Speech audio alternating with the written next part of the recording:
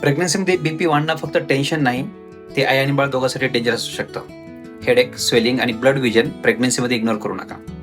प्रिक्लॅम्सिया म्हणजे प्रेग्नन्सीमध्ये high blood pressure सोबत युरिन आणि प्रोटीन जाण्याची सिरियस कंडिशन. साधारणपणे 20व्या आठवड्यानंतर ही कंडिशन दिसू शकते.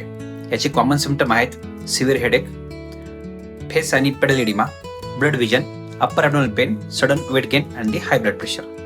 काही पेशंट्समध्ये सिम्पटम्स कमी असतात, म्हणून रेग्युलर अँटीनेटल चेकअप खूप इम्पॉर्टंट असते.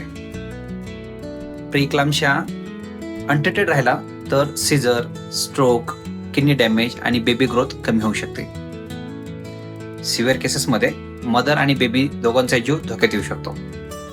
So regular BP monitoring, urine protein test आणि हेल्दी डाएट सोबत डॉक्टर फॉलोअप खूप इम्पॉर्टंट आहे. सम हाय रिस्क मदर्समध्ये डॉक्टर्स पेशंट्सला लो डोस ऑफ ॲस्पिरिन पण देतात, ते फक्त प्रिव्हेन्शनसाठी. सडन स्वेलिंग किंवा सिव्हिअर हेडेक असेल तर इमिडिएट हॉस्पिटलला जा. Remember, preeclampsia is equal to hypertension plus proteinuria after 20 weeks of the pregnancy. प्रेग्नन्सीमधील हाय बीपीला कधी इग्नोर करा.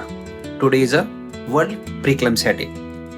यामुळेच हा व्हिडिओ जास्तीत जास्त प्रेग्नंट मदर किंवा मेडिकल स्टुडंट सोबत शेअर करा. Doctor Atul Hole, genius academy. Thank you.